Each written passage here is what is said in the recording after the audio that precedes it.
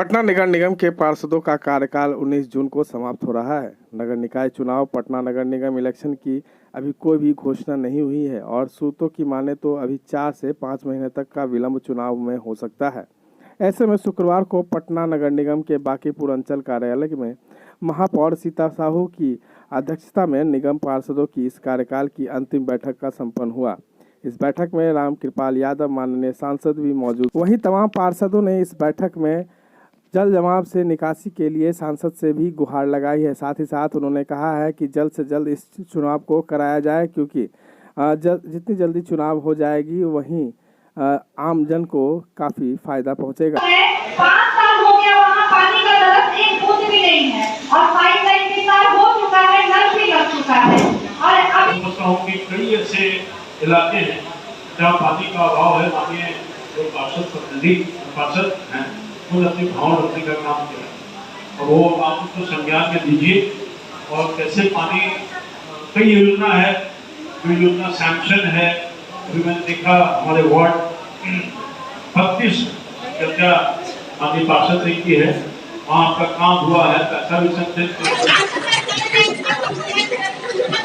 जल जमाव और पानी की समस्या को लेकर पार्षदों ने बातें करी।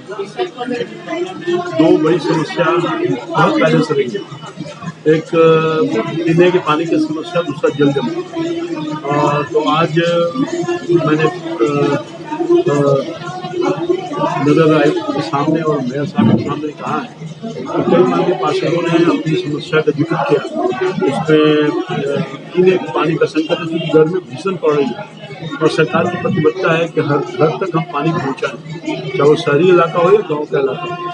तो बहुत सारा योजना है, जो योजना सैंक्शन है मगर उसमें काम अधूरा पड़ा हुआ है, तो उसको पूरा करने के लिए मैंने आग्रह किया है। दूसरा है कि पानी जल जमाव होता है, तो जल जमाव की वजह से एक बहुत कठिनाई होती है। और ख़ासतौर पर जो मेरा क्षेत्र है, जो नगर निगम के अंतर्गत आता है, ward number 30, ward number 32, ward number 11, ward number 2, ward number 3, ये जो लगभग 5 वार्ड हैं जहाँ नया शहर का विस्तार हुआ है और नई तरह की समस्या है। तो वहाँ भी जल जमाव के लिए जो सौंपा गया था तो कार्य अधूरा है। तो दोनों चीज़ों पर मैंने सरकार का ध्यान आकृष्ट करवाया है, प्रशासन का ये नगर निगम का ध्यान आकृष्ट करवाया है और हमें भरोसा है कि समय सीमा रहते हुए जो काम अधूरे हैं वो पूरा करेंगे और लोगों की समस्या को जल जमाव से और पीने के पानी की समस्या से निजात दिलाएंगे। आखिरी सवाल की पार्षदों ने आपसे मांग की है कि जिस प्रकार पंचायती राज में है उस प्रकार से अधिकार ये अभी चुनाव प्रक्रिया वैसे तो अभी 19 तारीख को ही नगर निगम का कार्यकाल समाप्त हो जाएगा। तो आगे की व्यवस्था, चूँकि चुनाव अभी तत्काल नहीं हो पाया है तो उसका देर हो, जिस तरह से पंचायत का टर्म पूरा हो गया था तो तत्कालिक अस्थायी रूप से व्यवस्था किया गया था जिसमें जनप्रतिनिधियों का भागीदारी थी।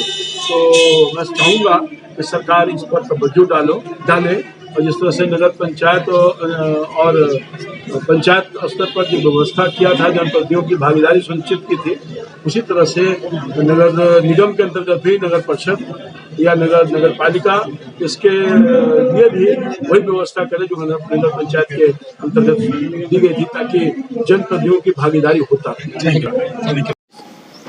ये मेन उद्देश्य तो था कि चूँकि लगातार जो अभी बरसात का मौसम जो आने जा रहा है उसको लेकर के भी काफ़ी चिंतन हो रहा है कि बारिश के दिनों में हमारी क्या तैयारी होगी।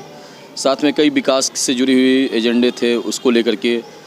दूसरा है कि आउटसोर्स के माध्यम से जो हमारे एजेंसियाँ जो बहाल थी उसका टर्म चूँकि ख़त्म हो चुका है, तो नए एजेंसी को बहाल करने के लिए ताकि व्यवस्था जो है सफाई व्यवस्था वो बरकरार रह सके। इन्हीं सब मुद्दों को लेकर के आज गहन बैठक हुई और चूँकि ये आखिरी बैठक है इस बोर्ड की, तो और माननीय सांसद महोदय भी उपस्थित रहे हैं इस कार्यक्रम में, इस बैठक में, तो इन्हीं सब बिंदुओं पे आज चर्चा हुई है।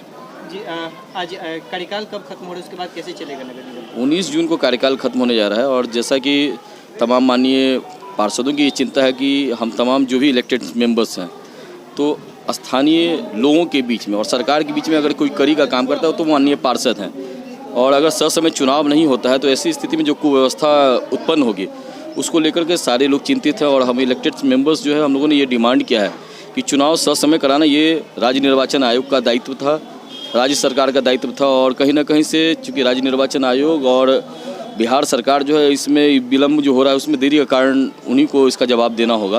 लेकिन बावजूद इसके चूँकि काम रुकना नहीं है, लोकतंत्र बहाल रहे, आम लोगों की समस्याओं का निराकरण होता रहे, तो पूर्व में अभी एक उदाहरण के तौर पे आप देखिएगा कि पंचायतों को वो अधिकार दिए गए थे, चूँकि जब वहाँ भी कोविड की इशू की वजह से जो है कि चुनाव जो है वो लेट से हुए, तो तमाम जनप्रतिनिधियों को जब तक चुनाव नहीं हुए तब तक वो पावर उनको दिया गया ताकि लोकतंत्र बहाल रहे और विकास के काम बहाल होते सुचारू रूप से होते रहे।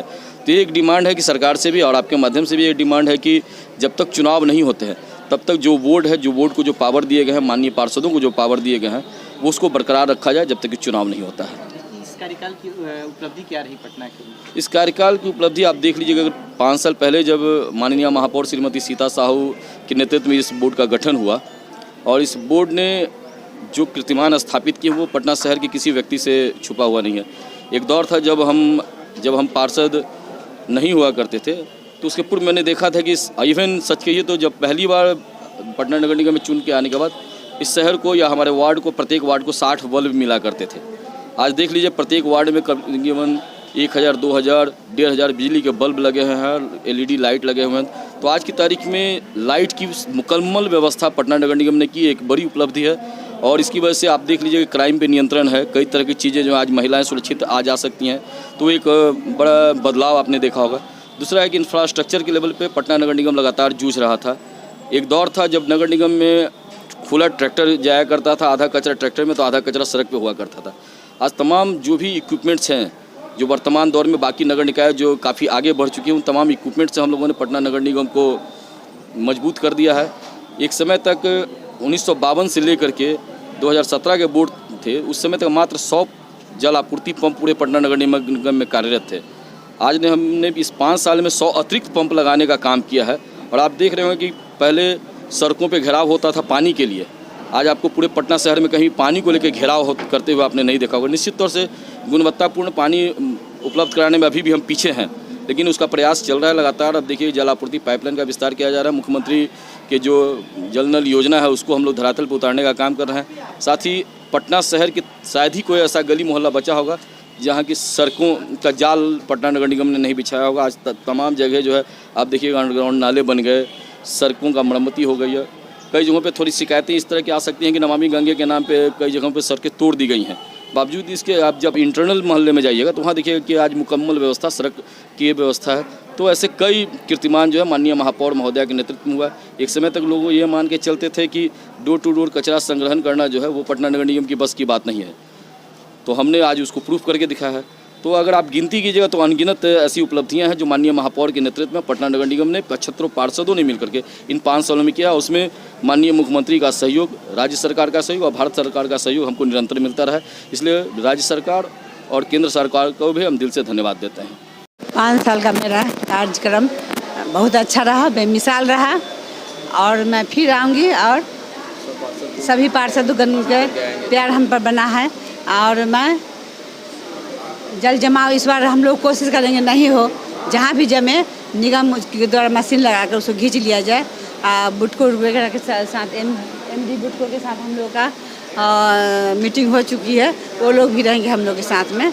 सारे पंप हाउस चलेंगे 39 अस्थायी और जो 40 बना है अस्थायी लगभग सब हम लोग, हाँ सब पंप ठीक है, हम लोग देख लिए।